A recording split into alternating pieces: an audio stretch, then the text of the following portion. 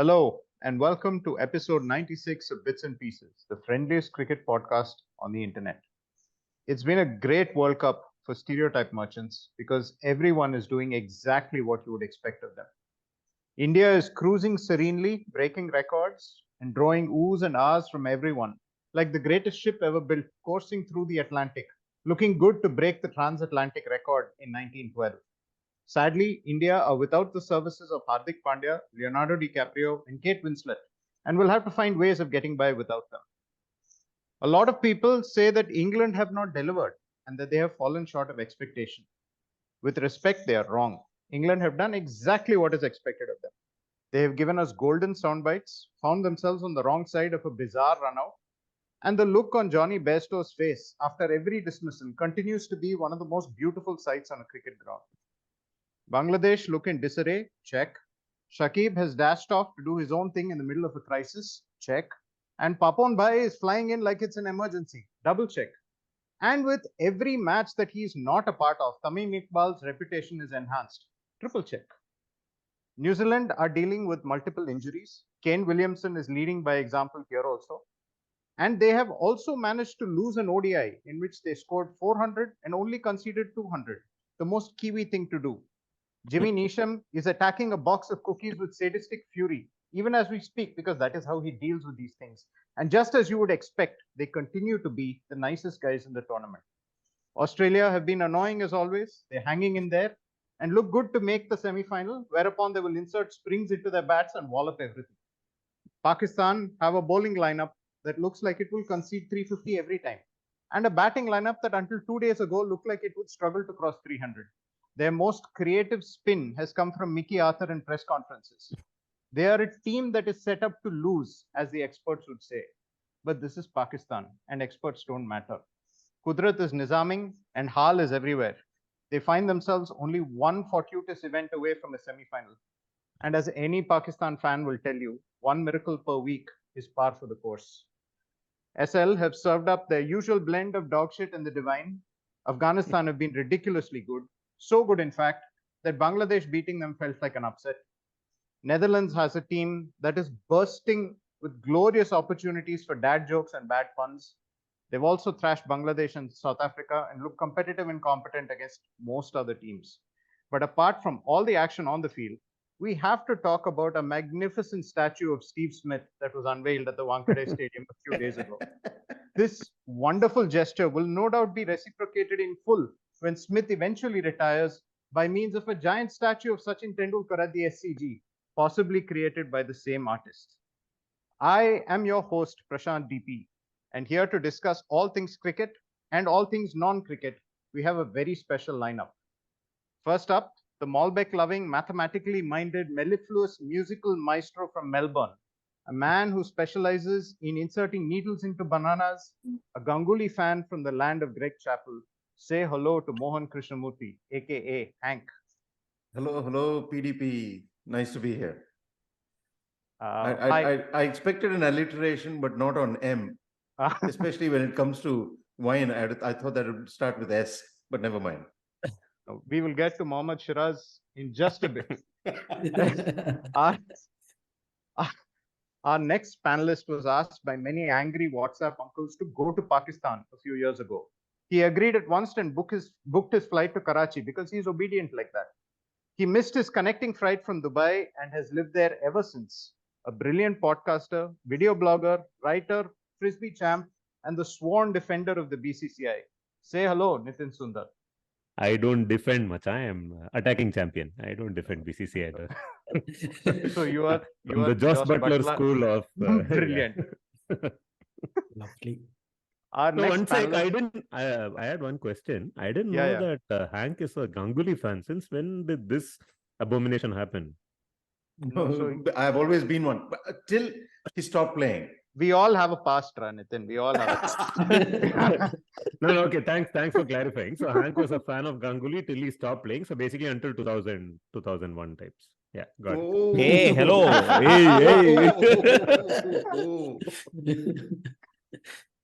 Pistol in banana. Suddenly, all the Ganguly fans are revealing themselves. Our next panelist is a Nasser Hussain fan who followed the misfortunes of Bangladesh in this tournament with delight from his trek in the Himalayas, overcoming hurdles such as spotty internet connectivity, oxygen scarcity, and physical exhaustion to death ride Shakib's team with an intensity matched only by Tamim Iqbal. Please say hello to entrepreneur, journalist, writer, podcaster extraordinaire. Say hello, Praveen Gopalakrishnan, aka PGK. Thank you so much, PDP. Let me just say that I'm really, really delighted to be a part of one of the closing episodes of Bits and Pieces. Because I don't think, because after the 100th episode, what is the point of doing the podcast? Because we had a great run for 2 years. It was fun. It was amazing. Now let us all just stop the podcast because ODI is going to be stopped. India won. This format doesn't matter. We can go and do reels or something, because we can try that out. So I'm really happy to be. We will restart when Shubman Gill reaches 49 one-day centuries. And last but by no means the least, our next panelist is a fintech specialist and an eternal optimist, RCB's most loyal fan on either side of Hosur, and Bookworm's biggest brand ambassador. Say hello, Samir Mohan, aka the RCB calculator. Hello. For the first time in a while, the calculator hasn't been put to use, so I'm happy with that. So You should talk to some Pakistanis. Yeah, I'm wondering why you're not using your calculator. Like this is like proper. We are in the now we are in middle of calculator territory. Yeah, exactly. Calculator territory. Power play power play शुरू हो रहा है अभी. You use your blue tick, Samir. You tweet some stuff with this. You will get a ton of Pakistan followers. I'm telling you, Pavilion and all will call you. Be like, Macha, come da, just tell us.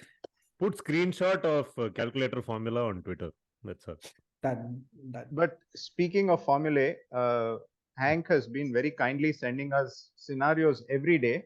So Hank, please tell us now, what is it going to take for A, Pakistan to qualify, and B, for Afghanistan to qualify? But I think Pakistan have a very good chance at this stage. I'm looking at the calculator spreadsheet, which I've been sending images of almost every day, and images that even today Nitin cannot understand. It looks like a Mario's ladder. And he says, I don't get it. Yeah. We should, at this stage in the video edition of the podcast, at least, we will include an image of the scenario table, which does look like that final scene in the Mario thing where he climbs a ladder and jumps to catch the flag. And then it comes down with that music. We'll add the music in the audio version and the image in the video version. Yeah, but that flag is immaterial, na? Because the moment you reach the castle, you saved the princess. It's just bonus points at this point. At least for the longest time, the flag is immaterial. So it Pakistan, could be please. that Afghanistan and Pakistan can make it. Yeah. It's most likely that it's going to be Australia, South Africa, of course, India. Apparently, India have reached the semi-finals already. PGK. What are you I saying? think so. What are you say saying? that. No, what do you mean? I South thought Africa were already through, right? Even before today. Yeah. So that And South India Africa, only India, made it today. Yeah. only barely made it. Today. Barely. No, they made it yesterday, no? They made it already. They made it yesterday when England lost. So I mean, I like how this is where we have reached. Okay, we are quibbling and fact checking at this level. This is where this podcast has reached. We TV have umpire nothing director, to say. Let us rock and roll. At which point did India cross the line? Ron standby. That is it. That is all. At which point did India technically get into the semi-final? That is the first topic of discussion here. Yeah, that's I'm going to important, say right? it Because from next week onwards, everybody is going to talk about the moment where India crashed out in the semi-final. So at least until now, let us talk about the moment when they made it to the semi-final. Okay, I just have one question for everybody in this panel. Okay, can you please articulate your feeling of this? Because this is a very new feeling for me. It's a very it's a feeling that I've never had, which is you're seeing India play and it is starting to get boring. And you're starting to basically say, somebody beat this team. I'm sitting and watching. My wife, who does not watch cricket, she's also watching once in a while.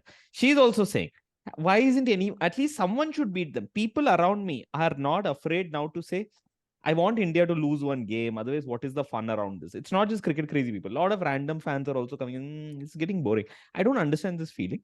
It's terrifying. PGK, Can I say Yes. something?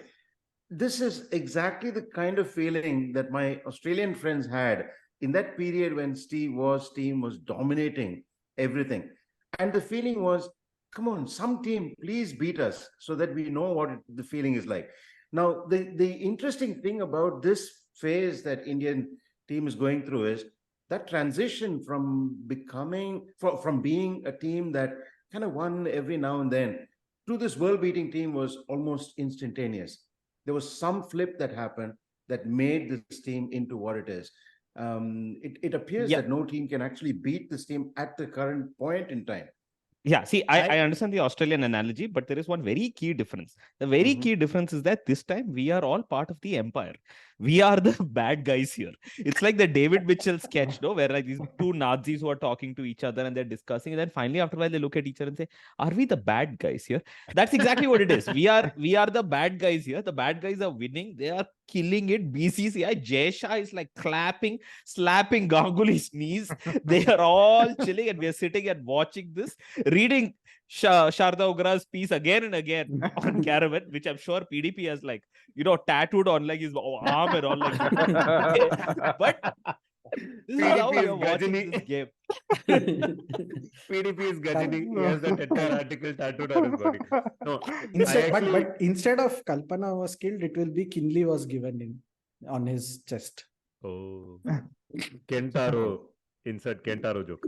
I actually have a very different feeling to the two of you, Hank and PGK, because you guys mentioned that you're bored by all this winning. I actually have this feeling, imagine there is this 5-star Michelin restaurant, which you cannot even pay money to get a seat at that table. You need to be like the Ambanis or the Tendulkars or the Donald Trumps of the world to even be invited to that event, where they're serving a 11-course meal with, the wines that in this group only Hank has probably tasted, those kinds of very special things. Imagine that you've somehow managed to, if you've seen that movie Pushpak, right, where Kamal Hassan fakes somebody else's life for a brief while in his life. He suddenly becomes a rich man. He kidnaps a rich man, ties him up and puts him in his house. And he's actually an unemployed youth. I feel like one of those guys, who has wandered into a life of opulence and insane excess, knowing fully well that it is not something I can afford or I deserve to be enjoying or be a part of. For me, seeing the Indian team play cricket this way right now, it is that feeling that I'm having. Like, that at some point somebody is going to call your bluff and kick you out of that place. Though actually, everybody else actually feels that, you actually have earned your keep and you actually got there. But that imposter syndrome, I actually feel imposter syndrome as an Indian cricket fan, as a sports fan at this point in time, which I have never felt. Indian cricket has had its highs in the past, but it has never had this sort of dominance over, it's a short but extended period of time. Let's say it's been like a month and a half or so since this tournament started. They have thrashed every single opponent. Afghanistan is probably the one team that stretched India somewhat, and even that came India won quite easily. But at least Afghanistan made like 285 runs or whatever. I have never experienced Indian cricket in this way ever. And I'm just waiting for that dream to end and the nightmare to begin. I'm very scared that this is going to end. And if I just only somehow get past the semi-final and final, after that, anyhow, the crash will come. We know after we win World Cups what happens. It happened in 2011. I'm ready for that. We'll live with that. I hope the dream doesn't end before the final ends. I'm very much with Nitin on this, in the sense that you never know how long it's actually going to last. I keep thinking back to India's tour of England in 2021, which was our high point in Test cricket, and as normal and as natural as it seemed, we've never reached that peak again in that format. In the ODI format, this appears to be an unbeatable team, but the format itself may not survive. Forget about the team. India is not as competitive in T20, so and the test team is very much in decline. So if you are an India fan, enjoy this, savor every second, because it is not going to last. However much money you have, however much you twist other people's arms, there is a limit, and I think you are operating in very, very rarefied altitudes right now. But PDP, the issue is simply this, right? It appears that there was a phase change. I don't know what happened, what transpired. There were 2 or 3 things that happened simultaneously. About, I would say, nearly 45 days ago, no one would have imagined that England, very few people, not no one, very few people would have imagined that England would form the bottom of the table. At the same time, very few people would have imagined that India would top the table in the manner in which they topped it.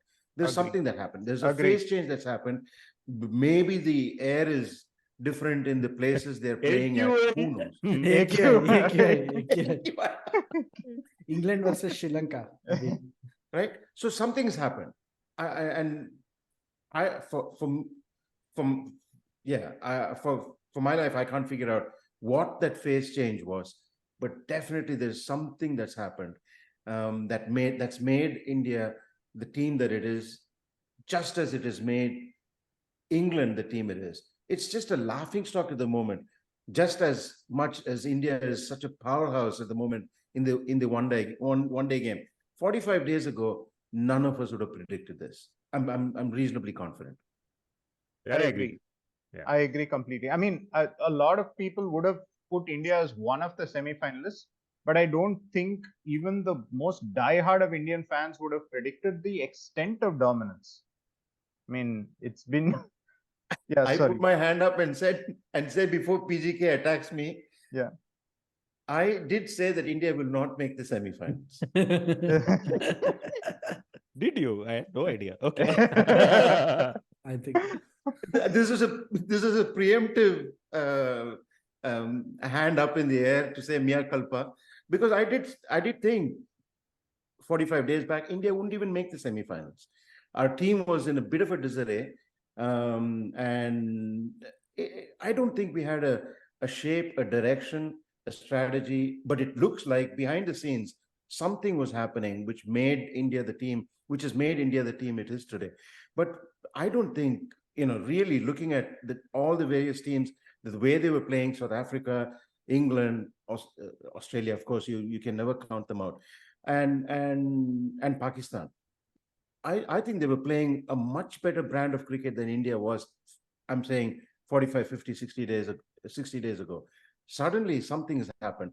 And I think it was Vamu that said in a previous podcast that the credit that we sometimes do not give, but must give, is to the NCA that made sure that KL Rahul and Bumrah and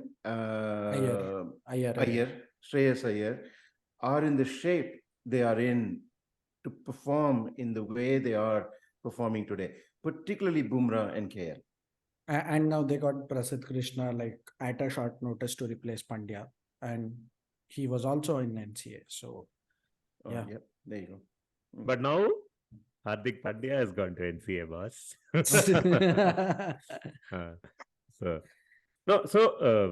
Couple of thoughts, right? So it has obviously been a very, very dominant campaign. In the first few games, you thought the only way India can win is by unleashing the bowlers first, keeping the score down to manageable proportions. They were doing this middle overs magic and all of that. And then Rohit Sharma comes and breaks open the chase in the first 10 overs. In the last 3 games, India have started batting first and, and then defending targets. Now, each of the last 3 games, which was against England, against Sri Lanka, and now against South Africa today, I personally feel there is no ODI team in the history of the game that could have chased and won against this bowling attack on any of these 3 days. That was the quality of the bowling that was on display. So while Hank's point about England's sudden nosedive in this tournament, this bizarre nosedive, is valid, I think India could, maybe with the exception of the 2000s Australian team, I don't think any side in the history of one-day cricket could have challenged India. The Indian team that we have seen on display so far in this tournament, right? It's bizarre. It's tough to explain. It's tough to come to terms with. But here we are. But Hank, the other point you mentioned was 60 days back, it looked like other teams were playing a better brand of cricket. 60 days back, nobody was playing one-day cricket. The whole problem is that people have just rolled up for this World Cup, right? Except for the last 1 month where teams suddenly started playing one-dayers, where England played New Zealand, Australia played South Africa, India played the Asia Cup, all the Asian teams played the Asia Cup, and India played Australia. There's been close to no one-day cricket. I think the reason why India is doing well in this tournament is they have always been playing one-day cricket in T20s. Even also. in T20s, exactly. Yeah. So they've just brought that. They remember the template. Everyone else burnt the template and threw it away like 5 years back. But India still has, हमको पता है ये कैसा करना है. Middle overs आएगा, फिर डुक्कू मारना है, century लेना है, उसके बाद middle overs में आके हम tight bowling करना है. So they are doing that. But No, here's so the thing, right? But here's the thing. They're One not. thing. Huh. I I didn't say one thing. I didn't say one thing. I said here's but the music, thing. but music will come. Music will be there. Like, the bowling is attacking up front, right? Look at their power of play bowling. They're not even letting up, right? Like today, especially Jadeja came up ahead, right? Like much before, and literally told Temba Bavuma, I will put here, I will get you bowled from this, right? Like, and the same thing with Sri Lanka and the other games as well. So this begs the question if there is another template that has been slowly given away to the Indians, saying that top mein tum ye maro, tum wo maro, right? I think barring that one day where Siraj just got carted all over the place, Indian bowling has been relentless up front, right? And you just wonder if there has been some assistance from the pitch as well.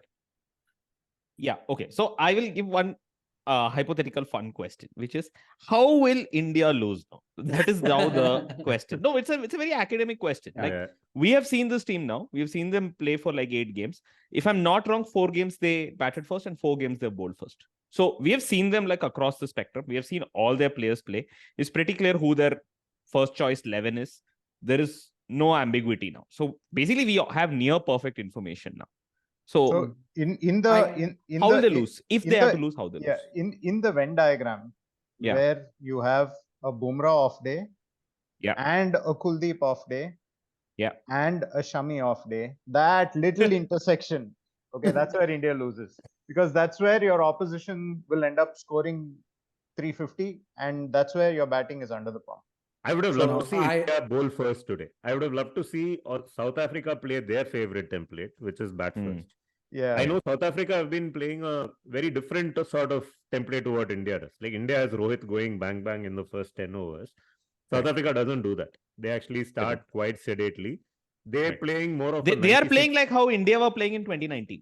It was a little bit like that. On steroids. But yes, on steroids they're playing that. Because of course. What they do after the 30th over is insane, right? Like they look to double, they more than double the score and whatever with Klaasen, Miller, etc. going bang bang. I would have loved to see that unfold today, because India would have attacked with the ball as we expect, like going first. They would try to get wickets, but South Africa was smart in holding back, and then they unleashed Klaasen, Miller, Rassie van der Dussen, and Marco Jansen in the last 20 overs. Maybe they would get 320, 325 on the board. But to answer your question, right, and this is not really South Africa's template. I think it is Australia's template which might work against India, which is to try and do what Rohit Sharma generally does, where Travis Head and David Warner take up the mantle and go after Bumrah and Shami and Siraj in the first 10 overs. Like, and that Venn diagram that PDP mentioned, right? You need multiple bowlers to have an off day. It can happen only if the first couple of them are taken down right at the start. Then the pressure starts hitting India. The problem is India, especially because they don't have a sixth, and they don't have a sixth bowler. So if somebody is taken down, person has to go 10 overs, no matter what. The only time India's bowling has been under pressure in this tournament, somewhat, was when Pakistan were 150 for 2 in 30 overs. But even there, India's bowling was so good. Bumrah's second spell was insane, and Siraj bowled that ball, and they turned that game over in like no time. But against a better opponent, or in a semi-final or in a final, things could go the other way. That is the only hypothetical where I see this could happen. And there is one other scenario. There is one other. 20 for 3. I agree. Exactly. I'll make it 25 for 4. If it is 25 for 4, that the openers and Kohli have a bad start and there are 3 wickets down for nothing, I think KL will hold his own. The rest of the batting, we just don't know. It could just fall apart. And that 25 for 4 scenario, nightmare scenario, is always there. I don't think the 25 for 4 is going to happen. It already happened once against Australia, and we saw how India performed after that.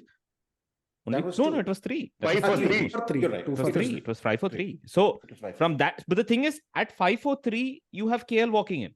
Correct. So that's the thing. So if you never had someone at 5 for 3 in earlier this thing, what Dhoni would walk in. Then it would be like, okay, sir. So Understood. okay, Understood. but Actually, That's why I said that's four. a That's great why I said point. four. If Fair. you actually That's why I go said back, four.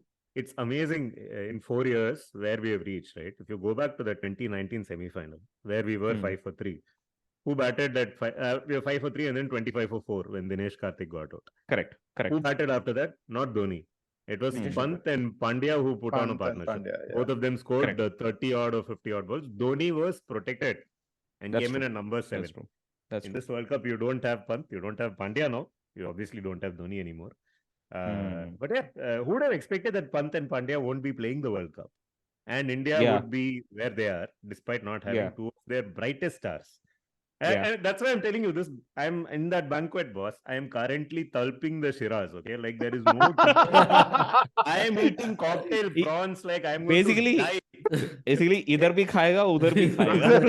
सब कुछ खाएगा. सारा 15 गुलाब जामुन है मेरे पास. वो सुई विडे बना है. वो उसमें नाइट्रोजन सब डाल के वो पास वाला सीट में आकाश अंबानी बैठा हुआ है. यहाँ पे साइड में रवीना टंडन बैठा हुआ है. मैं तो खा रहा हूँ.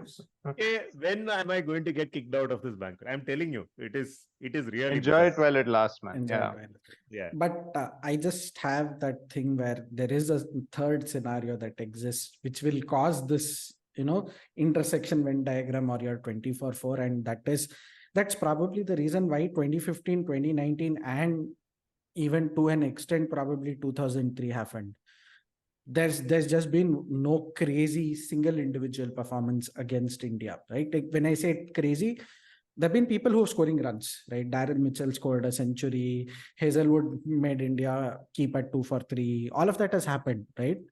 But there's been no, Ricky Ponting level innings that has happened. There's been no Josh Butler in T20 or even that Indian oil jersey mein when England tulped us. That in 2019, that has not happened, right? See Indian oil jersey. 2019 India versus England. They wore that Indian oil jersey. This is So the Birmingham ODI, which Birmingham won game ODI, India. Birmingham. That one. That The one, Karthik Krishnaswamy article. So there is nothing that has happened that way. We are always one solid individual performances, and it doesn't necessarily have to be that on that day, our bowlers will have an off day. They'll just play normally. Someone will turn up and be better. वो हो सकता है. Sachin Ravindra can do it. Steve Smith has still not come to form, by the way. वो हो सकता है. And for what it's worth, looking at how Fakhar Zaman was just toying with New Zealand bowling, if India versus Pakistan boss happens at, say, Eden, you bowl nahi sakte, boss. You can never say. It's always the random variable that's going to turn up. India Pakistan semi-final, Eden Gardens, Fakhar Zaman's spinning pitch, Ravichandran Ashwin will be unleashed against the left-hander. There is there is a plan. I know everyone loves to believe Kudrat ka Nizam for even I want Pakistan to qualify all that. This Pakistan team is not beating this India team. There is no way. I've accepted it now. There is no chance. It can. I mean, a freak win can always happen. That is the a freak win can happen. A freak win can happen. Is what I said today in the WhatsApp group. If they play each other like the simulation 100 times, maybe 4 or 5 times, Pakistan will win. One of them will be because of Shaheen doing whatever. You're 20 for 4 in the beginning. Another one will be one Babar masterclass. Another one will be Fakhar Zaman going out of control.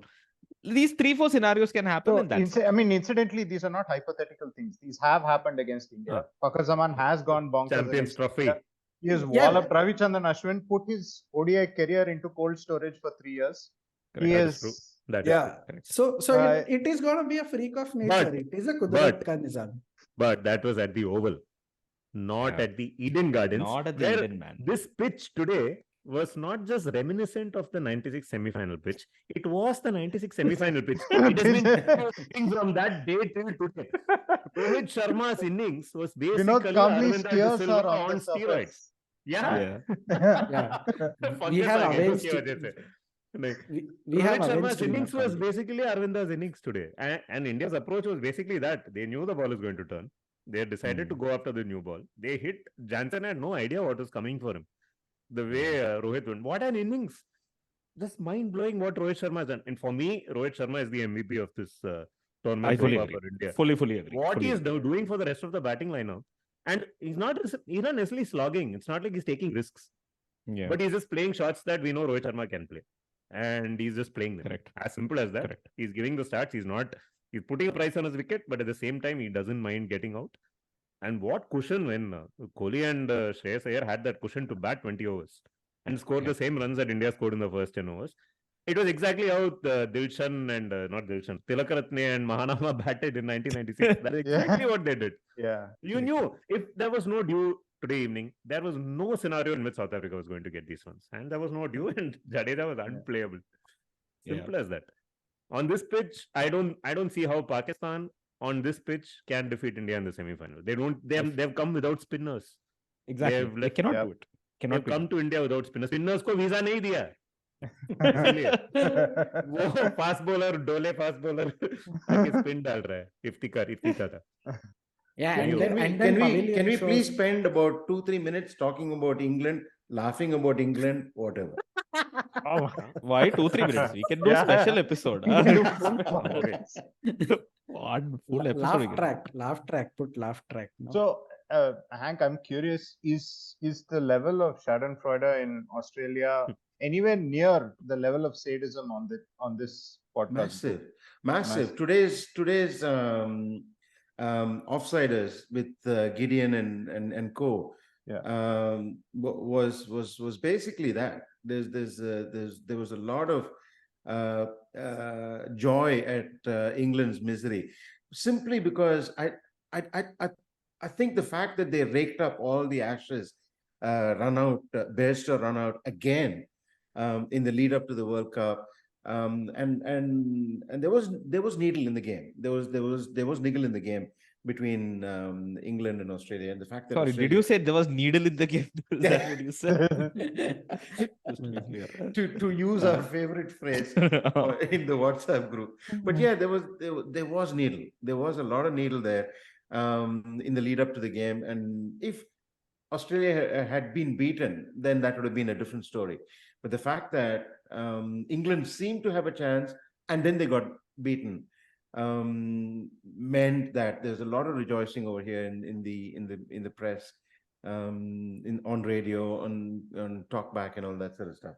I think principally because those guys haven't forgotten the Ashes. They haven't forgotten that run out, and they keep bringing it up every now and then. So yeah, absolutely. There's a lot of rejoicing at the sad plight. No one can understand it, by the way. It's not as if anyone can understand what's happened to England cricket. I don't think we've actually decoded that. I personally don't understand what's happened. And so therefore, people know that something really terrible has happened, and they're saying, oh, has it been because the team is in disarray? The coach, no one listens to the coach. Is it because the players are actually, there's some infighting going on? This is like 90s India. Or any time Pakistan. I'll tell you the thing I love the most about what's happening with England. Okay, the thing that I love the most is, remember when Bazball happened and suddenly England started like killing it in Test cricket, right? And everybody asked exactly one question, which is, how did this happen? It is the same team.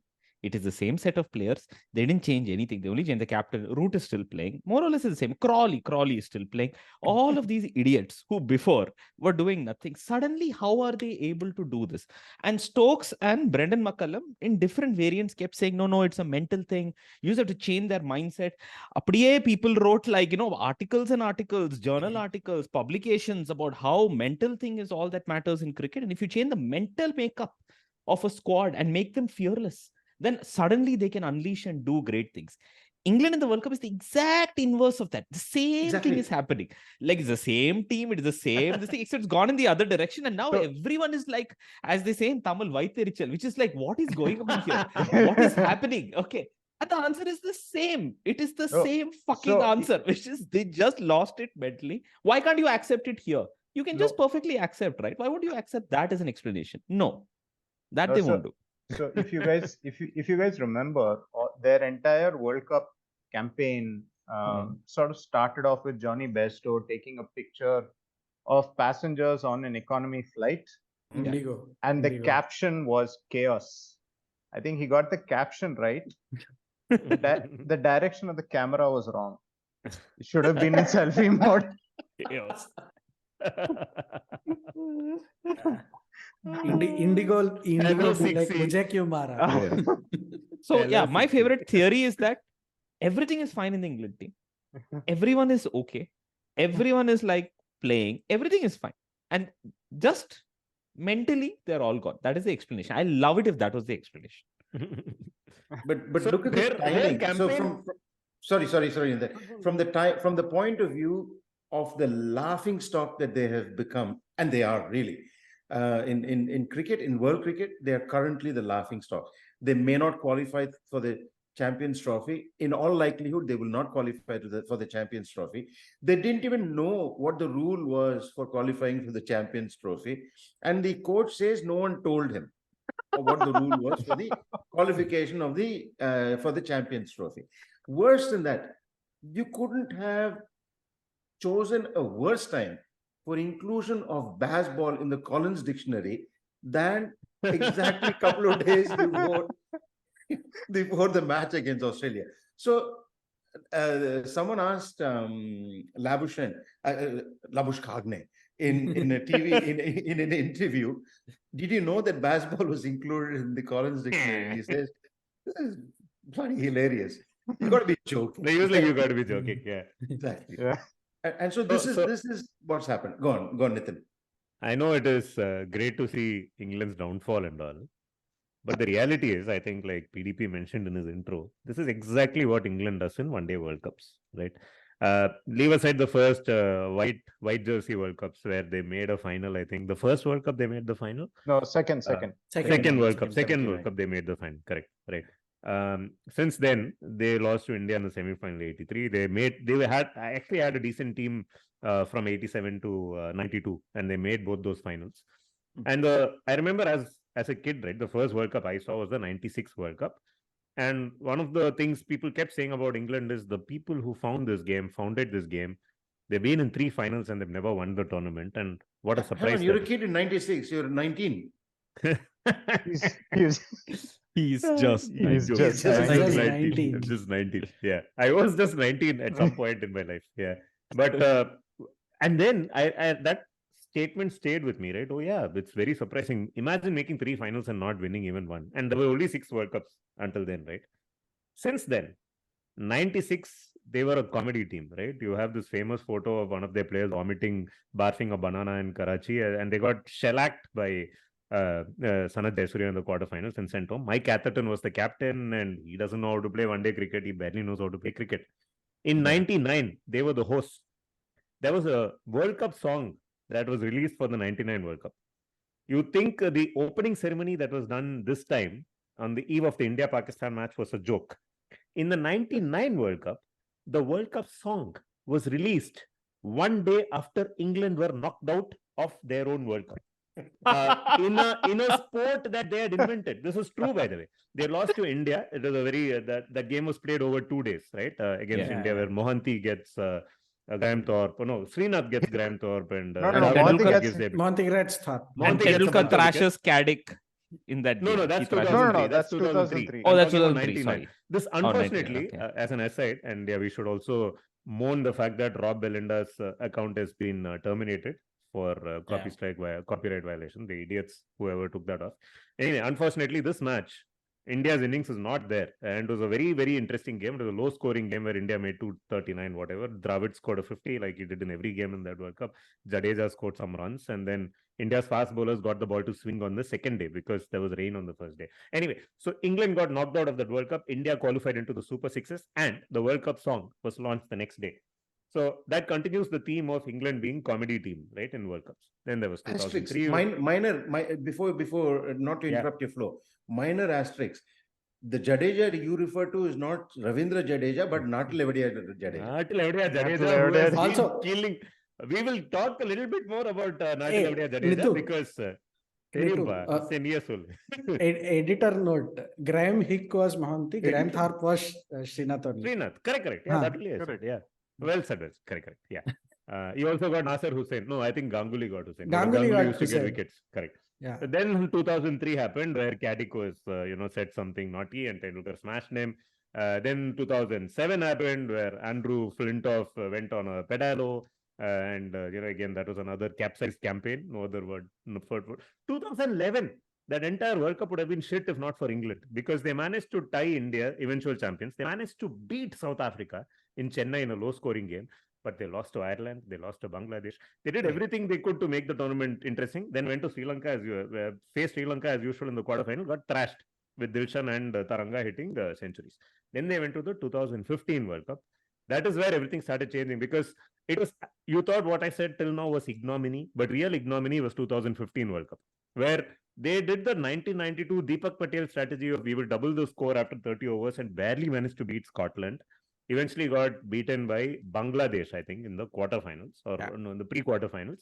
And they got kicked out. And Owen Morgan was on that team. And then Morgan went back and said, this is shit. I don't want to play this brand of cricket. That's how they then reinvented the cricket. 2019 World Cup also, which they won. They barely won. They barely made the semi-finals. By the barest of margins. By the barest of margins. They lost. In fact, that match that we spoke about, the Indian oil jersey match, if India had won that match against England, England would have not qualified to the semi-finals of another home World Cup in 2019. But 2019 is really the only. And by the way, let us also note, in 2019, England won the World Cup. They are the only team in the history of any sport to win a World Cup without winning the final, because the final was tied. Right? So England and World Cups have always been a comedy team. So there is nothing new about them being comedy this time as well. Right? I know we didn't expect it, but this is exactly England playing to type.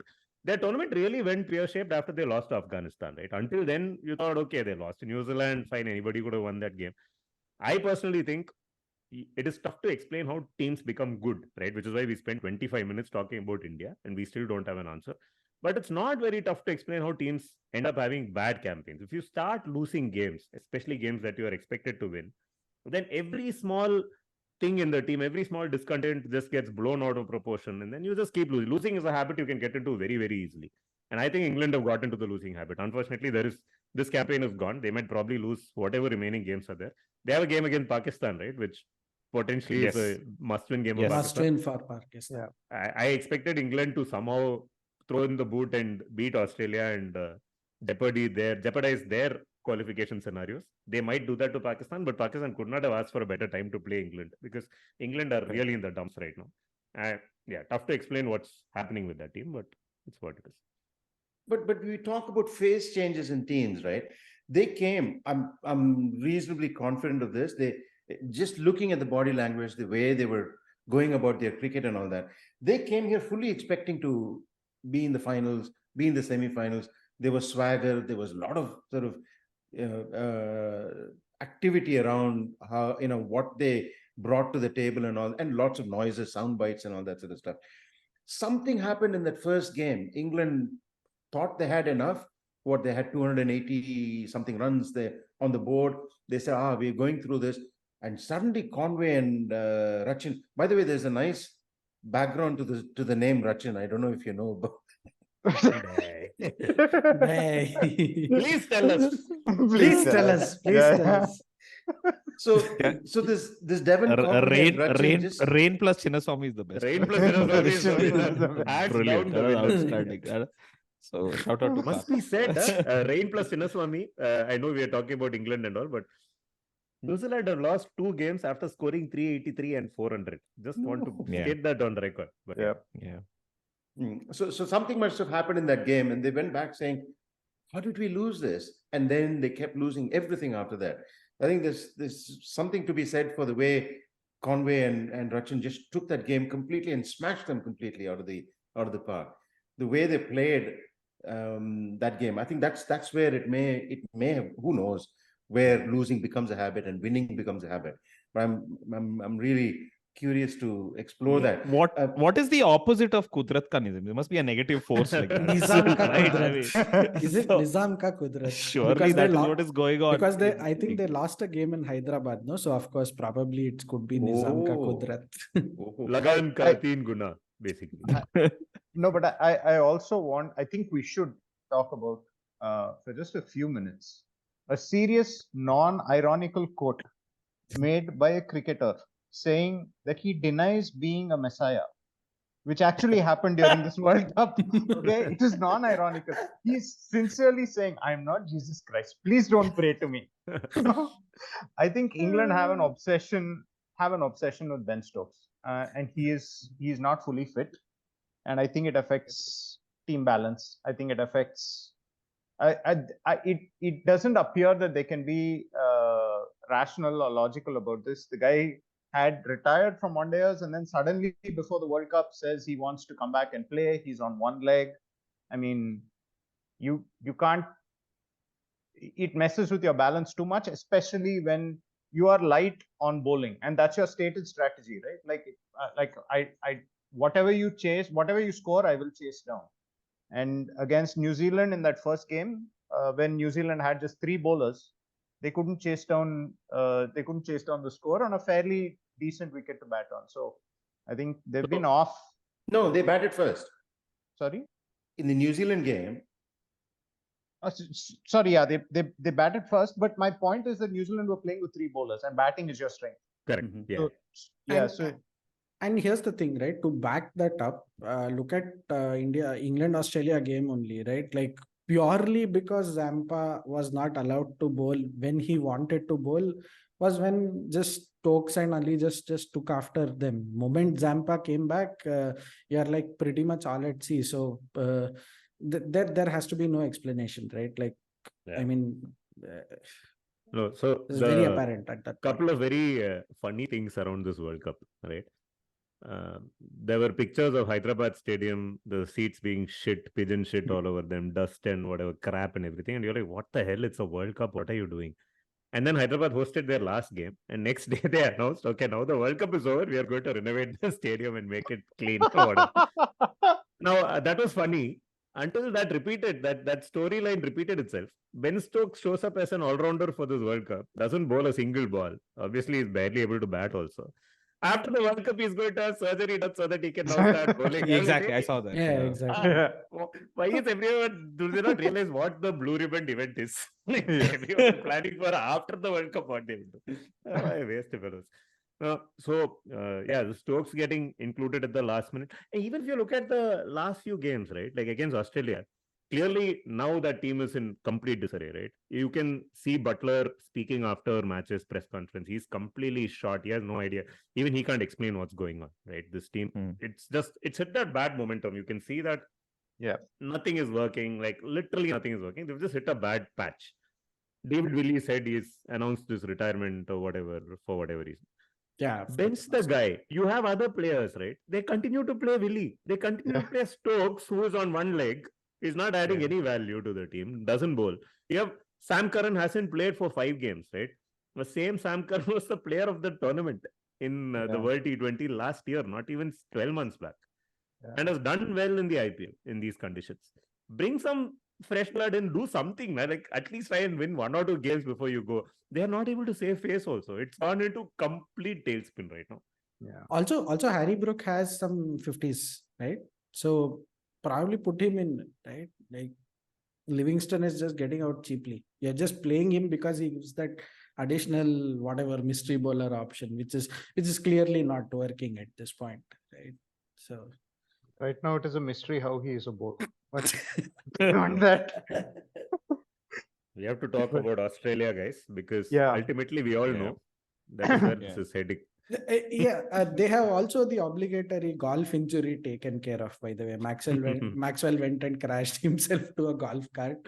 Last year it was Josh Inglis in that T20 World Cup. So golf injury check has happened.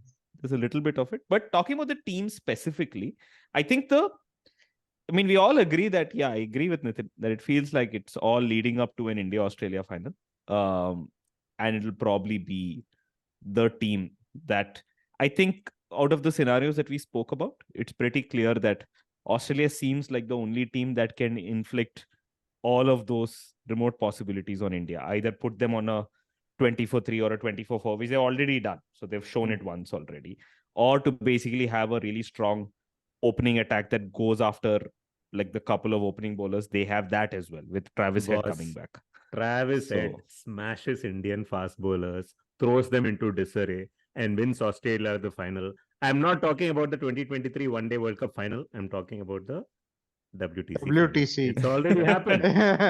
It's already happened. That 2023 में यही हुआ था. Telling you, boss. Telling you. Yeah. So obviously And that we seems don't like even have Rahane this time to save us. So. It's not like he saved us last time, da. Hey, he tried rice. He was the only guy who scored. Yeah. And by the way, the news is Mitch Marsh has returned to the team, so he's he's part back? of the team. He's back. He's Achha. either he's on his way or he's back. So that better, yeah, because bloody what they invented some teleportation. I mean, he must have just got into the flight that takes him to Australia. Adukulla, his comeback means like what? Yeah. Full on. Did he even land in Australia? What? He just U-turned there and came back. Huh? He sorted Who knows it what in it the was? airport only. He told that person, "You come to airport." So I have a personal issue to sort. Come to airport. No, Talk to you at it's airport. like because this must have been whatever it was must have been a serious issue. So Of course. it's like Sehwag. I don't know if you know, Sehwag actually made his debut. Was supposed to make his debut in 1999. He talks about this. He says he was on his way to the airport to be a replacement for some player. I think it was Nikhil Chopra. I don't know, whoever it was that got injured in Dubai, Sharjah. He was going to go to Sharjah, not Dubai. He was going to go to Sharjah to play that game. At the airport, they said, no, that guy is better. No, you go back home. What the hell? So the Sounds interviewer like asked him, what would have happened if you had been on the flight to Sharjah? He said, I would have taken the flight and come back on the next flight. Yeah, but I do agree. It's a obviously it's a personal thing. chaos. Yeah, Mitchell Marsh went for a personal reason. So yeah, we're having some fun at his expense. So yeah, but anyway, who else? No, but for a Any other moment, I teams? thought with Glenn Maxwell having the golf injury and Mitchell Marsh going home, suddenly Cameron Green had to step up and actually be an all-rounder like Ben Stokes. Unfortunately, he's not the messiah, so it's not like they'll allow him to randomly come and do nothing in the team, which is what he's been doing for a while. Yeah. I thought that is going to be the chink in Australia's armor, and suddenly Travis said we'll have to start bowling spin also, apart from opening the batting and doing whatever he's doing there. But yeah, with Mitch Marsh coming back, actually it's interesting now who's going to open, because I do think they will want to play Marsh. Yeah. But Head has made that opening slot his own, and Warner is having a fantastic World Cup. So And what will happen, I believe, is that Smith might lose his place. No way. Labuschagne will top have to scored step against down. England. No, that doesn't matter. I think he top Any scored, Australian runs against England count 3x. double. Please take that. Given the way he's weightage. playing, given the way Labuschagne is playing right now, especially in the last 2-3 games, I have a feeling that Smith might make way. They might. For- Australia have no Yeah. qualms with benching true. a big player. Yeah. So they That's might true. just They're not like quite- England is the exact opposite. Again, England is like a team that's I mean, riding on emotion right you now. can have a statue at the Wankhede. It doesn't matter shit. If you can't play. Actually, let us please talk about that statue. Now, Yeah. there have been multiple replicas. See, Tendulkar, first of all, is a very distinctive looking person. It is very tough to mistake another person for Tendulkar because he has the strange hair. He's a short guy. He has a funny way of speaking, mannerisms. It's very distinct. Not funny also. He's a very he's a very distinctive, right? I remember I think this was during 2011 or after his final match or something. Someone made a wax statue of Tendulkar. And maybe it was Madame Tussauds. That wax statue looked like Piyush Chawla. I don't know if you guys remember. It didn't look like Tendulkar. It looked like Piyush Chawla. He said, "Yaar, kya ho raha hai? How can it be? How can you get this basic stuff wrong?" Now they've unveiled a Wankhede statue which looks like Steve Smith. And the Rohit Sharma somebody asked Rohit Sharma about that statue in the pre-match press conference or post-match. He was in his usual style. We'll insert the video. With the statue was unveiled today. Did you see it? It's Mumbai batsman hitting a lofted shot. And you were part of that series, 2013. You're, again, aggressive batsman from Mumbai. So can you talk about that statue and batting style of your batting style and his batting style? Sachin ka statue. नहीं, अब practice पे जब पहुँचे तो हमने देखा statue, but इतने closely देखने नहीं मिला क्योंकि हम प्रैक्टिस कर रहे थे और प्रेस कॉन्फ्रेंस इतना डिले करवा दिया हमारे मीडिया मैनेजर ने,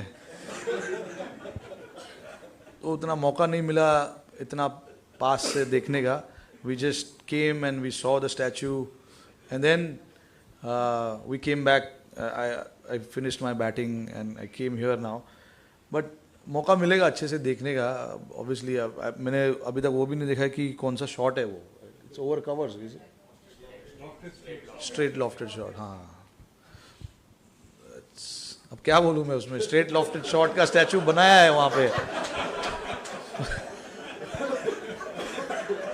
It's nice. I hope you guys enjoyed it. We saw the statue. It's fantastic.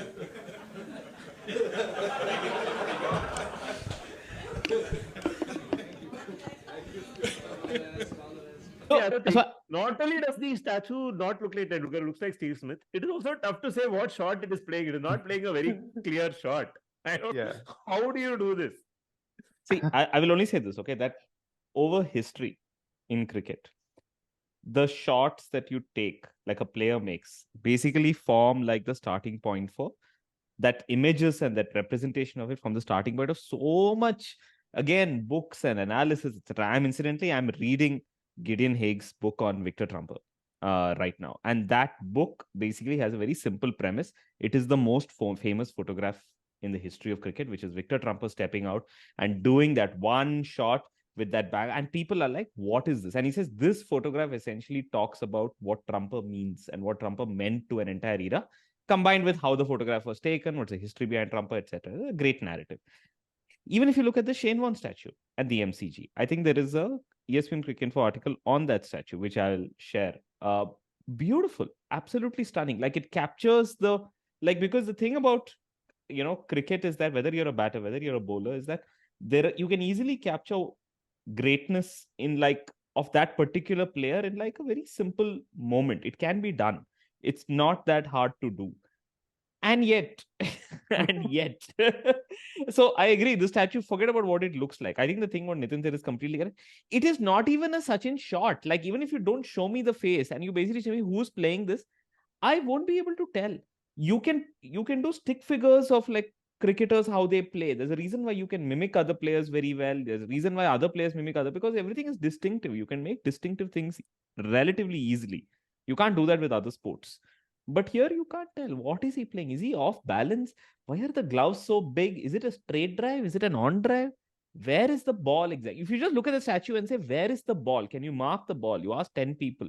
Everybody will put the ball in different places. It's such a weird statue. But yeah, we are India. So this is us. So if I was going to say, if Sportstar ran a spot the ball contest, Yes. the only place for the ball is below the statue because it's actually there. What? Really? Yeah, the statue has got a ball underneath it. So what the? Seriously? No. Oh, there's wow. a platform there. Hello. Underneath there's a the platform, there is a statue. Oh, okay, okay. okay. एक There's a minute ball. में वो मेरा मुंह में वो दूसरा गोटियां दिखा Also, doesn't this remind you of that Virat Kohli 6 that he hit off Haris Rauf?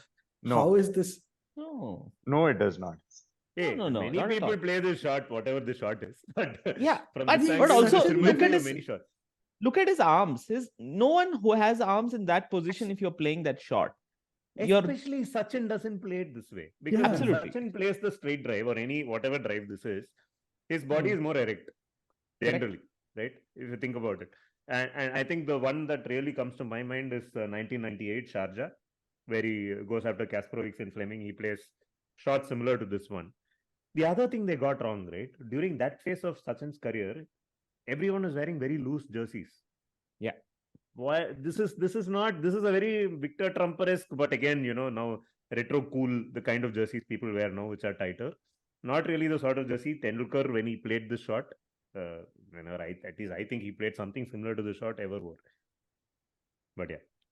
And also there's of course the purists and the people who look into batting technique and so on say Tendulkar's left elbow was never as as clean in terms of orthogonality and the degree of the positioning as that shot, as that statue. Yeah, that's Nitin, because he Nitin, went for his. Nitin, as a contrast, can you just open the Shane Warne statue from MCG? Like I'll you made a open, good I'll point open. about the clothes, right? This Whoever is an shared the screen. amazing TV show, guys. It's so awesome that everyone is going to be able to see all of this. Also, Hey, we do also, upload on YouTube. Okay, Hello, fine. Yeah. hello, Also, welcome, all hello. our listeners. Please This is also still- subscribe to our YouTube channel. It's still better production quality than Pavilion. Okay, so it's fine. wait, I'm opening the Shenwan statue. 1 second. Yeah.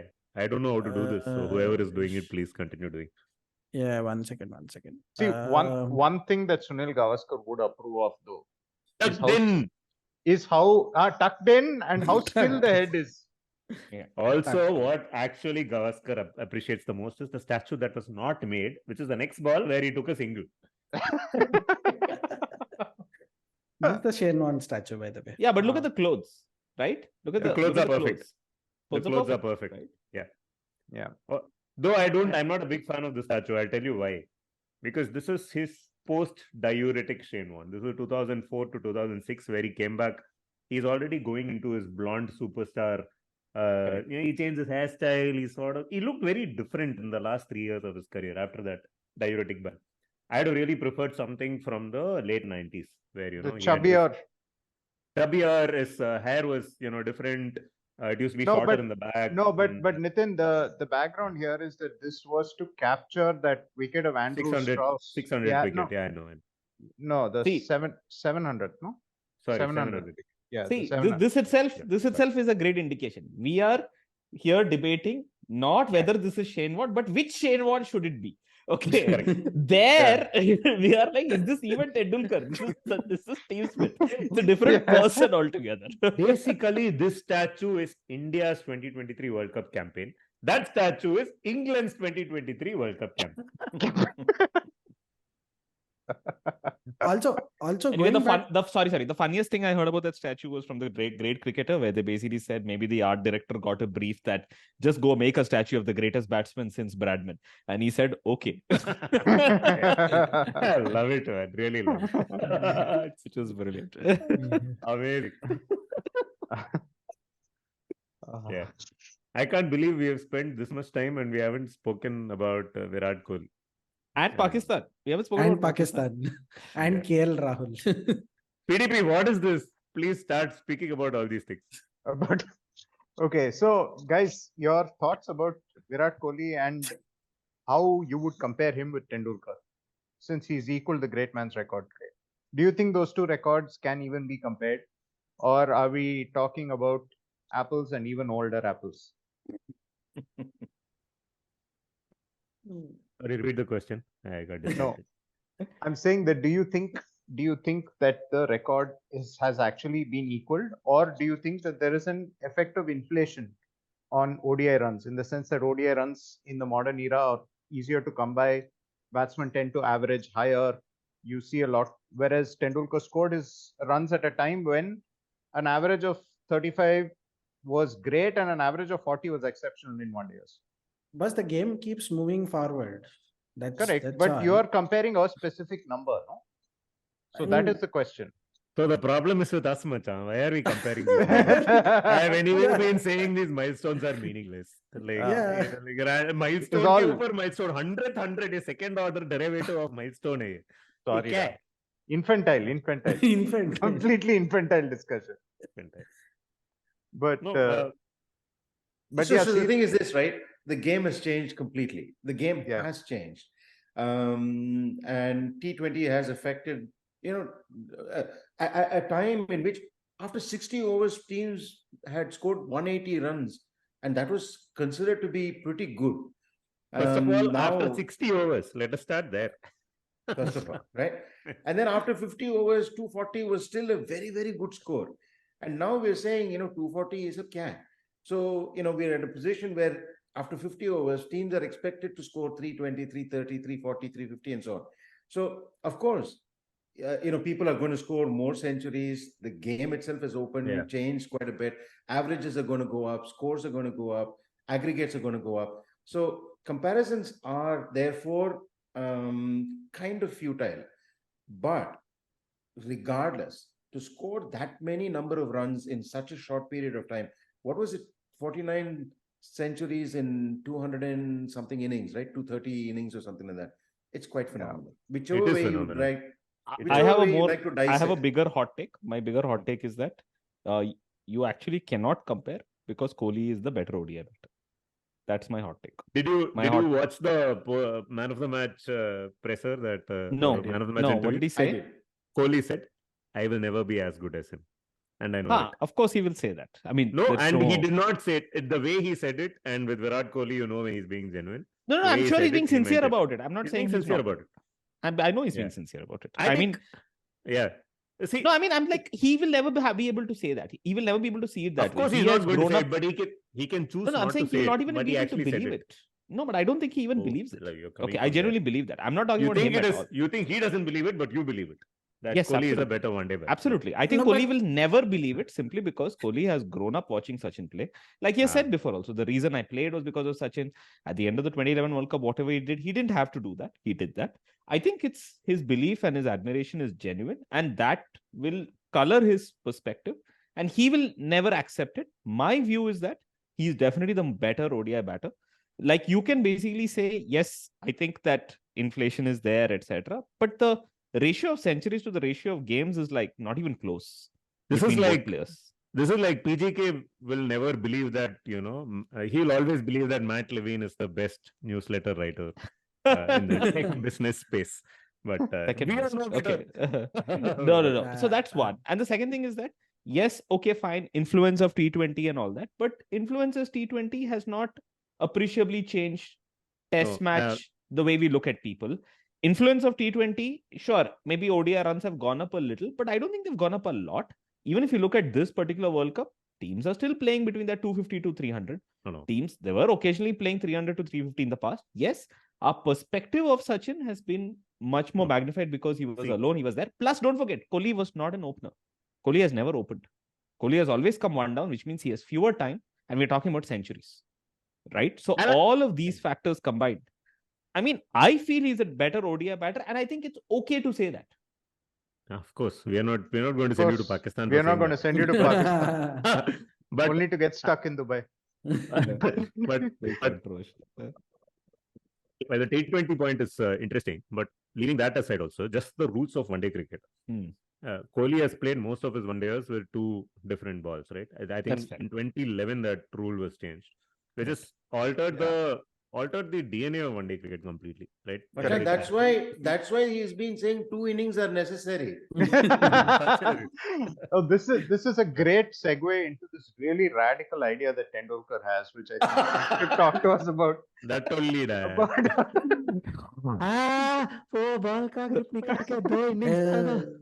That has been ever since he's quit cricket, or even before he quit cricket, I think this is his only thing that he has said of note. Right? Boria Majumdar wrote like 300 pages on him, all bull. It's random shit. You can't make any sense of it. Like ChatGPT could have written it. Okay, but this is the only thing that Tendulkar has been. And it's a very weird hill to die on. Right? He said random things are happening. Oh, what is the other thing that he said? This is our internal matter. Mitchell Johnson will win the Ashes for Australia at a time when Mitchell Johnson was not even in the frame to be in the I don't even know this. This was in 2013 when Johnson was playing for Mumbai Indians. He said, I thought if Mitchell Johnson keeps bowling like this, then England are cooked, and England were cooked, right? Like, be ready for a fucking broken arm cooked. But anyway. I personally, I think I've said this before on the pod. Sachin is a fantastic cricketing brain. You need to ask him the right questions. And he sees things which nobody in the world can see on a cricket field. That is why he was so good as a cricketer. It's a pity that nobody is actually tapping into that potential. And instead they're asking him to talk about, I don't know what, whatever he's been up. All of us will have a blue color watch which will go up now in half an hour's time and we will light up the city blue. What the fuck was that? Like, Sachin and Murli is also next up. Like, ye chalega kya? What the fuck was that? I mean, watch ka grip nikal ke neela karega. Talking about Sachin and perceptive Indian batsmen from the 90s who are making waves at this World Cup. We have to dedicate the next 5 minutes to Ajay Jadeja. Ajay who's Jadeja. What? been killing it, Yes. who's been, dude, I thought Jadeja is in some ceremonial role with the Afghanistan team because he's barely there. I've seen him a couple of times wearing a bandana. He's sitting, all his hair is fully white. He looks Hold. nothing like- Wait, what? Jadeja is in Oh, the you- Afghanistan. See, this is Does- what happens. I was on a text Nepal. Okay. This is the Okay. kind of stuff I completely Okay, missed. I don't I'll know tell this you at what- all. I'll Oh, tell you please what tell. happened. I'll tell you what happened. In the Asia Cup, Afghanistan goofed up a simple chase because they did not know how to read the net run rate rules. Net run right? rate And got rules. kicked Correct. out of the Asia Cup. Correct. At that Correct. point, the Afghanistan Cricket Board, I'm making up all of this stuff in case you're wondering. The Afghanistan Cricket Board came and delivered 2 slaps to Jonathan Trott and said, "What the fuck is wrong with you?" Trott said, "Macha, मैं तो test batsman हूँ. मुझे तो you put in charge of one day team है, क्या करूँगा?" चलो, तो Afghanistan board thought we will bring one 90s. Also, sorry, Nitin. Yes. Nitin, sorry, just one point to add here. Jonathan Trott was part of that England comedy team in 2015 or in 2011. 2011 he was definitely. 2011, yeah. So 2015 by also. 15 he was done. No, Yeah, by yeah. 15 he PDP, stopped the playing other thing cricket. is, He retired in the after the intervening- 2013 Ashes. in the the Mitchell intervening Johnson time, Ashes. Yeah. in the intervening time, Jonathan Trott started speaking Hindi beautifully. Yeah. ये कैसा हुआ? You Okay, said, but go on. मैं क्या करूँगा? Okay, but go on. Wait. I mean, as an aside, his real name is actually Janardhan Trott. Okay, so वो तो बहुत अच्छा हिंदी बात करेगा. How long was my trek? Okay. So anyway, long story short, Ajay Jadeja is the mentor of the Afghanistan cricket team for the 2023 World Cup. Okay, Really? so soon after he was appointed, some random Indian journalists went to put ungli. They went and asked him, "Sir, आपने जाके अफगानिस्तान के साथ ये कर रहे हो तो वो लोग तो सारे गेम लूज कर रहा है. What is this? They're losing all their games and all." बड़ी मुश्किल से बची थी. बड़ी टीमों को नहीं गिरा पाते सर क्लोज आकर. तभी तो आज भी आप कह रहे हो छोटी टीम है. जिस दिन गिरा देंगे फिर उस दिन ये बड़ी टीम हो जाएगी. अजय भाई, as a mentor, how difficult is it for you to make them believe that they are equals? I don't think it is difficult for me or I have to make them believe. I think they believe in themselves. And more than me, I think your Indian cricket auction tells them how good they are. मेरे को बताने की जरूरत थोड़ी है. मैं तो उनकी तरफ से हूँ. जो सामने वाले होते हैं वो भी सबसे ज्यादा पैसे देके लेके क्यों जाते हैं? जडूबा अच्छे ही होंगे तभी लेके जाते हैं. व्हाट काइंड ऑफ आपको मतलब क्या कैसे सवाल पूछते हैं? कुछ नहीं, मैं तो एंजॉय कर रहा हूँ. मेरे लिए तो ओकेजन है इनके साथ. डिफरेंट है ये coaching role. Is it like नहीं, मेरा कोई अभी, मैं तो जस्ट एक्चुअली टूरिस्ट गाइड हूँ आपकी तरह हूँ सारा.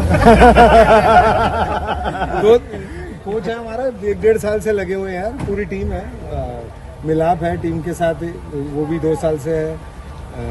जॉनथन ट्रॉट है जो 1.5 साल से टीम के साथ हेड कोच है. फिर बॉलिंग में हमीद जो खेला करता था वो है कोच. मैं तो लास्ट मिनट पे वैसे ही हॉलीडे पे आपके साथ जुड़ गया. जडूबा, राशिद खान का जो रोल है इस टीम में एज अ ग्लोबल सुपरस्टार, वो कैसे इस यंगस्टर्स को देखते हैं, कैसे गाइड करते हैं? यार एक बात बताओ, मैं गाइड क्या करूं? आप लोग देख नहीं रहे उसको? ग्लोबल लीडर क्यों है वो? क्योंकि वो रोज कुछ ना कुछ करता है. जहाँ पे खेल रहा होता है, चाहे इंडिया में हो, चाहे ऑस्ट्रेलिया में हो, चाहे अमेरिका में खेल रहा हो, कहीं भी खेलता रहता है. तो वो तो है ही, ये लीडर्स है, इसमें कोई डाउट नहीं है. ये तो एक मैच ऐसा हुआ है तो आप लोगों को ऐसा लगने लगा यार ये टीम क्या हो गया. और ये खेल है. आपका कंट्रीब्यूशन क्या रहेगा? मेरा कंट्रीब्यूशन टूरिस्ट गाइड हूँ और बोलो. अरे खिलाड़ी, मेरी बात सुनो. अगर आप इंडियन टीम के कोच को, वो बात ही नहीं करेगा ना. अगर इंडियन टीम के कोचिंग स्टाफ को नेदरलैंड की टीम्स का कोचिंग स्टाफ बना दो, क्या वो जिता देगी? और नेदरलैंड्स की कोचिंग स्टाफ को इंडियन टीम का बना दो, क्या वो बेकार हो जाएगी? प्लेयर होते हैं कोच, और जो साथ वाले होते हैं ना हमारे, सिर्फ मदद करने के लिए. माहौल कैसे बना रहे हैं आप? माहौल तो आप जैसे यहाँ बनाया हुआ वैसे वहाँ बनाया. यही काम है हमारा. और क्या एडवाइस क्या दे रहे हैं कंडीशंस के लिहाज से? अलग अलग जगह खेलेंगे तो वो तो आपको काफी अच्छा पता है इंडियन कंडीशंस के बारे में. देखिए, कंडीशंस भी तो रोज चेंज होती है. ये दिल्ली का वही ग्राउंड है. अगर पिछला मैच यहाँ ना हुआ होता तो आप सब यही पूछ रहे होते मेरे से, अरे सर ये दिल्ली का ग्राउंड है, लो एंड स्लो विकेट है, ये है वो है. अब तो नहीं पूछ रहे परसों के मैच के बाद. तो ये खेल है, ये रोज चेंज होता रहेगा. विकेट भी चेंज होती है, किस तरह से प्रिपेयर होती है, तो आपको डेली अपडेट करते रहना. अच्छा सर, क्योंकि कोई रॉकेट साइंस थोड़ी यार क्रिकेट की. मैंने बताया तो सही कि आप किसी भी कोचिंग स्टाफ को डाल के दूसरी तरफ डाल दोगे तो थोड़ी दूसरी टीम वैसी हो जाती है. मेन खिलाड़ी होते हैं, खिलाड़ी कैसे सोच रहे हैं, कैसे खेल रहे हैं. इनमें से 4 तो He just said that with the usual Ajay Jadeja smile that we have seen so many times in the 90s. And then what did Afghanistan start doing in the 2023 World Cup? They have defeated multiple top teams. Yep. And anyway, I thought he's just sitting there and he's chilling because the camera pans to him 1 or 2 times. And he's wearing a bandana. So all his hair is silver now. Like, unlike some of his other colleagues, he's not got a hair job or dyed his hair. He's like flaunting happily sitting there. And I thought he's just there. He's doing whatever he's doing, right? First, you had the captain come and say, Ajay Jadeja has made a big difference to our strategy in this World Cup. Then you had Jonathan Trott coming and saying, Jadeja is an incredible mind. He has been giving us inputs which have really helped our team. Everyone is coming and saying that Ajay Jadeja is making a big difference to our campaign. So it must be true because all of them are saying it. So as a huge Ajay Jadeja fan from the 90s, I am also saying that. Ye to ho sakta hai. So Afghanistan beat Pakistan in Bangalore, right? in Chennai.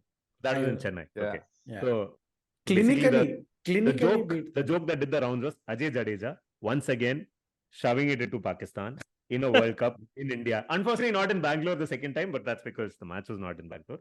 But there you go. Yes. Wait, they did beat some team in Bangalore. Australia. They beat Australia. No, Australia, they're going to England, play. sorry. England? They beat Yeah. They beat. They beat I don't know England. where they beat. No, they beat I've not England. watched any of this game, so I don't know the traveling and all of that. But yeah, somewhere they beat them. But anyway, the connection to all of this was Tendulkar actually tweeted this when Afghanistan first beat one of the strong teams. I think when they beat England. I think a certain Mr. Ajay Jadeja may have something to do with this. So anyway, for multiple people pointing out that Jadeja and his cricketing brain has helped the Afghanistan team. So there you go. And I think if you look at this very dispassionately, it's not that Afghanistan's bowlers are doing anything unexpected. I mean, they're brilliant spinners. We expected them to bowl well, and they were good even 4 years ago. Yeah. I think the big difference Batting. is that they're now consistently scoring 200, 250. In the Pakistan game, they actually chased down 290 for the loss of 2 or 3 wickets or something. The batting has been very, very mature. Yeah. The approach to batting has exactly. been very mature. It's not like, when they had Mohammad Shahzad, that guy, that MS, who used to come and slog a few and then, the rest of them just try and add a few. They are batting like a proper team.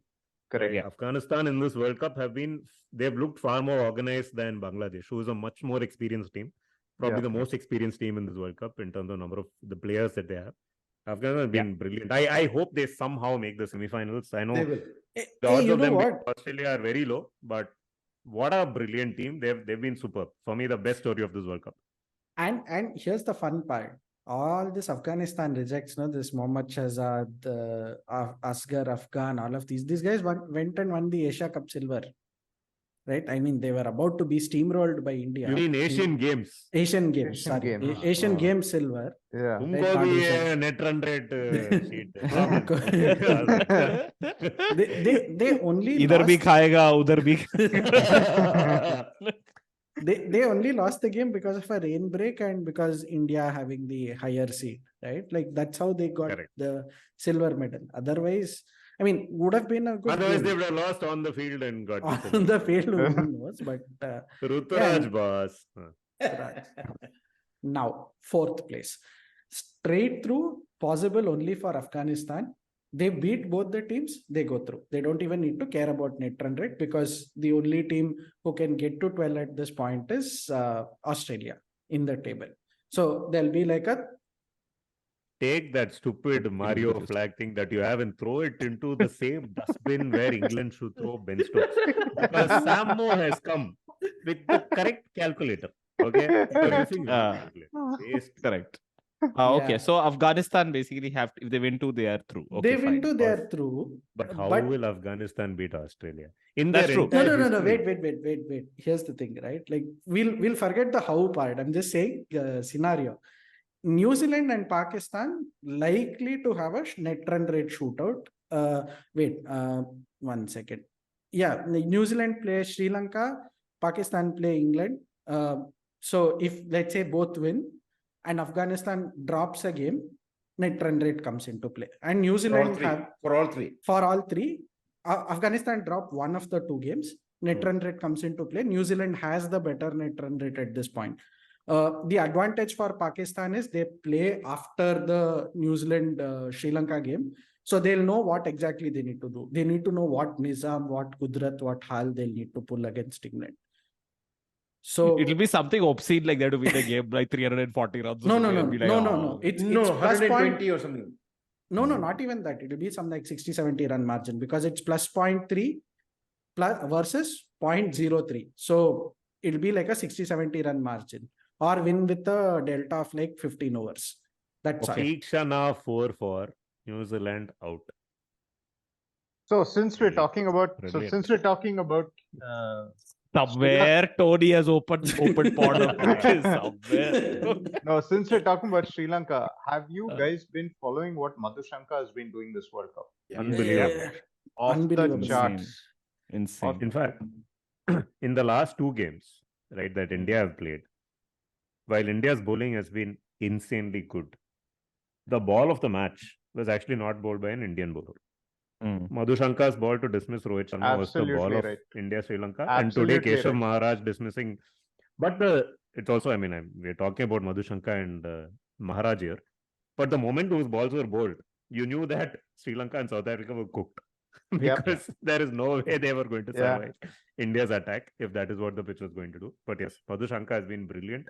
That ball to Rohit Sharma, I think, just inhaled it. And here's the thing, right? I mean, before the tournament, there was so much talk about Rohit Sharma against left-arm seamers bowling over the wicket. Actually, the only left-arm seamer to get him out has been Madhushanka. He's handled everyone else without any issues. He didn't face Stark, but no, he played an over of Stark, I think. Yeah, I thought the Stark did he even face Stark in that first over? Yeah, though some one or two balls he'd have played. No man, Kishan got out, and I don't think strike turned in that over. So now we know scenarios. Now we know who has to do what. All that is there, which is all building up to finally we have to discuss one team, the one team that we have not spoken about at all till now. Everyone say hello to Pakistan. Biryani kata hai, samosa kata hai. When Pakistan came visiting Chennai and all of that, like nice little stories, right? Like there's like, we want to try out sweets, we want to try out what's new in India. हम लोगों को घर पे तोहफे लेके जाना है, whatever. And the only thing I was hearing was, oh no, but we need someone from the outside to help them. I was like, what? Which means that you basically have to go out and shop for them or whatever nonsense. And then midway through the tournament, there's this thing where, half of them are flying back to their house because their chairman has changed. Their support staff, half of them flew back to Pakistan, whatever. And through all of this, the only thing that remained constant was they were never allowed to break their whatever that security bubble or bio bubble, whatever nonsense. The bio bubble was so much that one day before what bio security, bubble? They have a security bubble. I'm just comparing which is, it to by the way, also bubble. needs to be stated, which is why the semi-final rules are a little weird. Exactly. I was listening to TGC podcast where those two guys, they're very funny and all of that, but they're like BCCI is stage managing the whole thing. It's not even clear who will play the semi-finals where because they want to modify the pitch. None of that is true. It is just that Bombay is not a city where they want the Pakistan team, and that's for security. Yeah, I mean, it's a pure security. And here's the thing, right? That was corroborated with the fact that I think when the Pakistan team arrived in Chennai, entirety of Loop Road, Marina, all surrounding areas was shut down for 3 hours. Bandobast. Pura bandobast. No auto was ready to come to Ratna Cafe, and they destroyed a Saturday. So Mickey Arthur coming and saying that we were in a bio bubble and that has impacted our performance. Security bubble died. This fellow is still in 2020. Bio bubble, security bubble, whatever. He says that it's reminiscent of a bio bubble of COVID, right? So the degree of freedom that probably some of the other teams have, Pakistan doesn't have, right? And then their trainings were cancelled because of rains or whatever. Genius idea to get them to Bangalore when there's like retreating monsoons in November, right? I mean, it did help them, true Kudrat ka nizam, but it would have put spanner in their works had 1 wicket fallen, right, yesterday. So that is Pakistan for you. I mean, they just need to win, Abhi. Pakistan team has not been paid for I don't know how many months. Correct, and they have an ongoing contract dispute with their board, which if you think the Indian board is whatever, and this is true not just for Indian cricket, but everything in India. When we think India, things are bad. We always say, okay, we are at least better than Pakistan, right? So just true for the cricket board as well. Not only that, there is a minor thing which I don't think people have really appreciated enough. Every single team in this World Cup, except for Netherlands, have had at least 1, 2, 3, 4 of their players who have played the IPL and have played in every single ground where matches are happening. Yeah. Pakistan are playing in all of these grounds. All these players are playing in these grounds for the first time in their lives. Imagine finding out real time at the Chinnaswamy Stadium that 400 can be chased there. That's literally what happened. We all know. Everyone is saying, ye to chalta hai IPL mein. They needed 460 on this pitch. Pakistan like, kya bol rahe hai log? Kya format hai? 460 to 2 din lagta hai, to uske baad declaration hona hai, test cricket mein hota hai. Then they start playing and then Farker hits a couple of sixes and like, bas, ho sakta hai yahan pe. I mean, we need to appreciate the fact that the team has come and they're still in the game, right? Playing in very alien conditions, which is not true for any of the other teams. It's unfair. And not only that, it's not just that they're having a pay dispute with their board. The board, and it's basically there is a power tussle going on. They are leaking WhatsApp chats of Babar Azam with someone. So all of this shit is happening. Yeah, while they are sitting here and trying to win a cup, they are also dealing with jokers back home. Correct, in the middle of the World Cup, Inzamam ul Haq walks away as the head of the selection. So it's like complete turmoil. It is happening right now. No, but Start while of the World Cup, Inzamam said, हमको Kuldeep Yadav select नहीं कर सकता है. Middle of the World Cup, Inzamam's like, हमको मैं भी नहीं select कर सकता, मैं भी जा रहा हूँ. ये भाई ये हो क्या रहा है तो? No, but see, while all of this is egregious, it is not exceptional. It has happened before. You know, it is not new. Unfortunately for them, it is not new. I think what I saw when I was lucky enough to watch the Pakistan South Africa game at Chepauk, this is one of the most likable teams in this World Cup. I mean, the Pakistan team was making an effort to bond with the crowd, and this was even when it was a tight game, it was a close game. Every boundary rider was taking the time to smile, to wave. And there's this thing that happens at all cricket grounds, probably definitely happens a lot in India, where people scream out the name of the fielder who's fielding closest to you, hoping to get a reaction. And these guys reacted every time. They turned back, they waved, they gave thumbs ups. So they were an extremely likable team. But unlike other Pakistan teams that I have seen, we talk about Hal and Kudrat and all those things, but actually what it takes for a game to turn on a dime is a moment of extreme skill. You think of Saklan bowling to Tendulkar, or you think of Wasim Akram in the MCG. It is a moment of sublime skill, which unfortunately this attack in the form that it is in right now lacks completely. I don't know who's going to be able to, and they don't have it. They don't have the gas in the tank, in my opinion. And so there is no shortage of will. There is no shortage of desire. There is no shortage of effort. I mean, you can see Haris Rauf bowling over after over. You can see what each over is taking out of him. When he comes back to field at fine leg.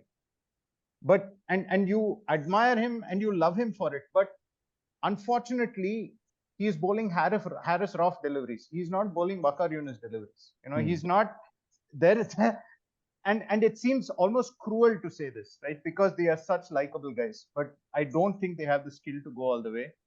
I mean, I am so glad Fakhar Zaman played that amazing innings. It keeps them alive. And the tournament is always better when Pakistan is alive. But I honestly don't see them as a serious title contender. It's a great point. I fully agree. Yeah. Fuck, we all agreed. I'm telling you, we have 5 more episodes. We might as well start agreeing. After that, this podcast is over. My only disappointment in this entire last 10-15 minutes or so is every morning I'm putting the staircase. Every morning and suddenly you go to SamMo because he's done calculators many times. Mohan switched off Zoom, went away to cry in sadness. मेरा He's scenario proud. उसको He's probably poured a Shiraz and celebrate. But that reminds me, very random anecdote. I think on the comms for Hey, Macha, this is Afghanistan. the second anecdote that you're saying. First one itself was not an anecdote. Hey, What did you no, say? He's bookending that anecdote with this one. Okay. First he said, I'll give one anecdote. You just said Pakistan team came and roads were shut and they are like there and there was a bio bubble. Okay. There's no anecdote. Now there is second anecdote. Okay, go for it. No, not an anecdote. But something interesting happened during the Afghanistan Sri Lanka game, which Matlab probably anecdote. Hank will appreciate. And on the comms, Waqar, Hank is not going to appreciate Macha. He has net run Shari's- rate. He is your net run rate rival. He's not going to appreciate anything It's from okay. you. Shariz Ahmed, who that guy? Shiraz. Shariz Ahmed is the bowler.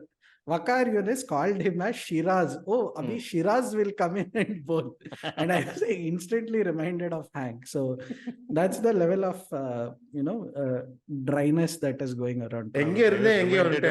Shariz Shiraz. I was reminded of Samara Vikramasinghe. Yes. Waqar Yunus called Samara Vikrama and Andrew Fernando tweeted that the World Cup commentary has already peaked. This was during Pakistan versus Sri Lanka. So I also wanted to discuss tomorrow's game with you guys. Do you think who's playing? The question is not who is playing, the question is where are they playing and under what conditions are they playing? Yeah, or why are they playing? They're playing in Delhi with an air quality index somewhere touching the 500s, I think. It's the Naagin Derby, by the way. Otherwise, it is so appropriate that Naagin Derby is happening amidst poison all around you. It is so fucking appropriate. Intro song. Oh God. So nice. A week before, when AQI was bumping up, you could have easily moved it to a Chepauk or a Rajiv Gandhi Stadium in Uppal or wherever. Cycle carefully, he wants to watch one more match. Yeah, I mean, there are so many stadiums now that have done with their quota of games, right? First, I agree, Macha. Dubai, lovely weather right now. It is like a 3-hour flight from Delhi. Closer than Chennai, actually. We rambled for about 1 hour, 45 minutes or something like that. Yeah. Who's editing? No, this was one-day match, no? We all spoke about how we've learned how to play T20 in one-day format. So it's okay. Thank you so much for listening to episode 96 of Bits and Pieces. Please do give us 5-star ratings wherever you get your podcasts. And we look forward to seeing you next week for episode 97. Bye. Okay, bye.